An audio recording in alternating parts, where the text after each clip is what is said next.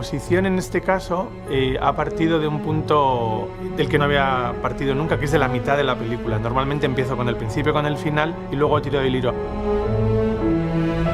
Aquí es tan especial toda la estructura y todo lo que se nos cuenta, los puntos de vista, que me costó bastante encontrar el punto de partida.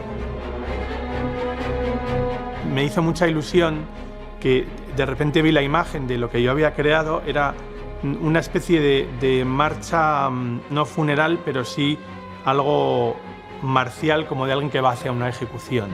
Y me hizo muchísima ilusión que solo con trasladar esa imagen a la orquesta y decirles, es una ejecución, pero no es una ejecución física, sino emocional, es decir, con un cambio muy pequeño en el carácter de la música, en este caso la cuerda, de cómo es el ataque de la cuerda y cómo es el vibrato, mejoró muchísimo mi expectativa de cómo iba a ser ese bloque de música. Un paraíso en el sur, bañado de arena y sol, y bajo el cielo azul, feliz voy a vivir. Pues con la canción Un paraíso en el sur, nuestro objetivo era transmitir con el estilo musical, evocar los años de finales de los 60, principios de los 70, sobre todo aquel pop español, desde la parodia, transmitir también aquella especulación con la letra de la canción que hizo Vanessa, la especulación urbanística que hubo en la Costa del Sol en aquella época, mientras vivíamos en una dictadura que se vendía la Costa del Sol pues como un resort para ricos, ¿no? Y que a través de la parodia queremos transmitir y posicionar al espectador desde un principio en lo que va a acontecer a lo largo del documental. ¿Qué llevas en ese bolsillito? Te estás rascando los huevos. ¡Me estás grabando! Estás paranoico, vecino. Estabas grabando ahí. Que te vieron con una cámara. Estabas grabando, ¿verdad? ¿Verdad que me estabas...?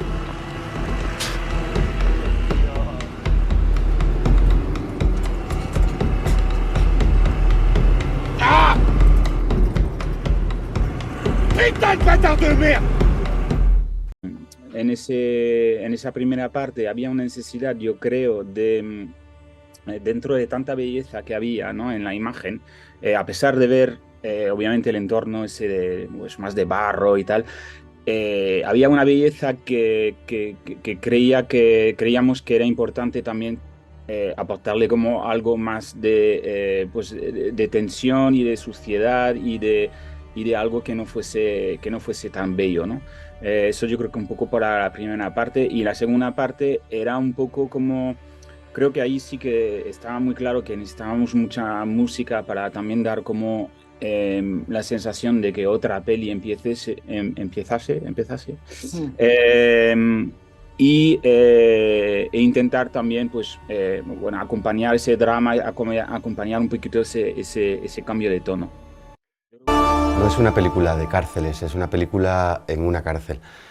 Entonces no pedía a mi entender una música de acción así, sí, a secas, ¿no?, sin más, aunque haya secuencias de acción. Es una película de rabia, de frustración, de melancolía, de esperanza, una historia muy rica en emociones, y es lo que yo me sentía obligado a transmitirle al espectador. La cárcel de la Modelo era un monumento en sí mismo, casi una catedral. Su cúpula, su construcción me llevó a darle a todo lo que allí sucedía de un aire, digamos, litúrgico, ¿no? La liturgia con la que los presos vivían y también con la que se rebelan. Pero no quería coger un órgano de iglesia y ya, un órgano de tubos y ya, porque entonces podría ser para mí cualquier sitio. Quería crear mi propio sonido de la cárcel según yo sentía que lo podían sentir los presos.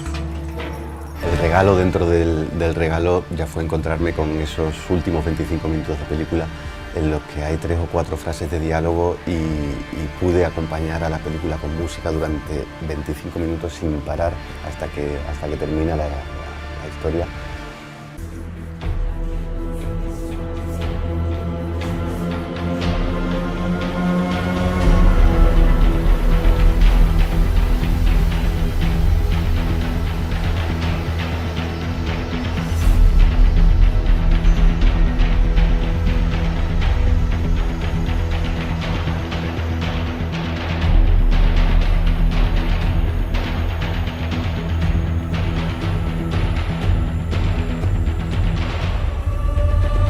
la película cuenta una guerra ancestral entre ositos y unicornios por un bosque mágico que los ositos consideran que es suyo. Y esto es importante porque a priori los ositos son una sociedad muy militarizada y muy violenta, y los unicornios no, son una sociedad pacífica que vive en armonía con la naturaleza. Hay un momento en el que los unicornios se ven obligados, en contra de su voluntad, a entrar en guerra con los ositos. Entonces esto es lo que representa esta canción. Durante toda la película, durante toda la banda sonora, los ositos están asociados con voces de hombre, y los unicornios, que son principalmente mujeres, están asociados con voces de mujer. Es por eso que en esta canción solo se oyen voces de mujer, porque es una especie de grito de batalla de, mira, no queremos ir a la guerra, pero es que no nos queda más remedio. Entonces es un grito de sacrificio, de pelear por lo suyo, aunque no lo quieran hacer. La mayor satisfacción para mí creo que fue encontrar esa unión entre sonidos de sintetizadores con el Orfeón Donostiarra, que es el que canta, con percusiones épicas, y que todo esto sonara coherente y sonara con gracia y con interés.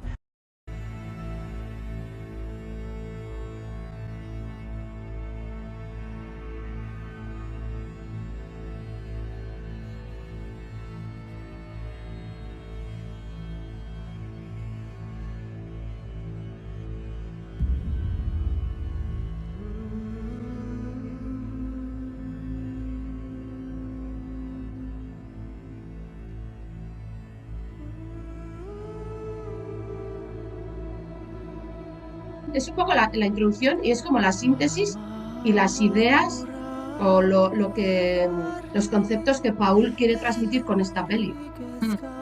En un euskera muy bonito, rimado, porque son coplas, están rimados, o sea, están escritos de forma poética. Es como no sé, como la síntesis de la peli, diría yo. Se canta con voces diferentes. Al principio parece como te da a entender que es Lusha quien canta, que es la hechicera que comienza siendo la narradora de la peli. La narradora.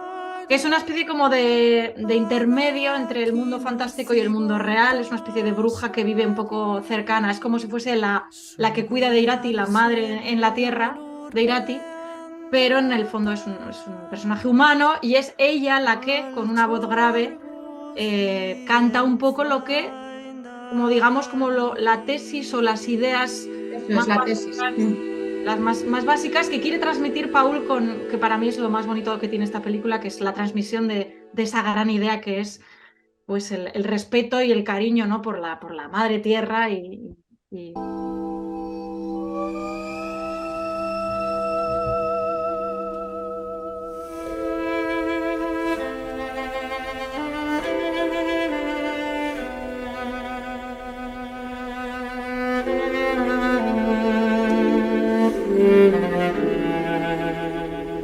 Para nosotros hubo dos conceptos, ¿no?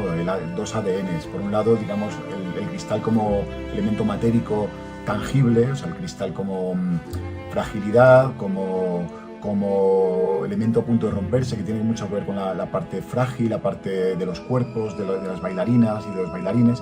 Y al mismo tiempo hay un juego que es mucho más psicológico, mucho más intangible, que es esta parte que el cristal, el reflejo que da el cristal y qué es lo que hay del otro lado, ¿no? Estas dos vías cristalinas es lo que definió cómo se utilizaba y cómo se hacía una banda sonora de cristal. Teniendo en cuenta ya esas dos vías, ya pudimos utilizar el cristal también, pues, para invadir tanto la banda sonora original como las músicas, las piezas más de repertorio, ¿no? De manera que incluso el cristal, pues, llegara prácticamente a un tipo a través de esa enfermedad, un tipo de síndrome de Stendhal, que es lo que ocurre al principio de la película. Es una peli épica, histórica, y que, claro, la música ahí ayuda a contextualizar un poco en el lugar geográfico y en la época en la que transcurre la peli, que es Pirineos Navarros, siglo VIII. Y bueno, y luego una cosa que nos ha dado bastante intensificar aún más lo que ya está pasando, que es una cosa que nos pedía mucho Paul, que quería que la acción y la emoción, la música lo subrayara y todavía lo acentuara más, porque como que la épica y lo que Paul buscaba con Irati también era eso. Entonces ahí Maite y yo, que no somos nada épicas, pues, hemos jugado mucho a creernos que somos épicas.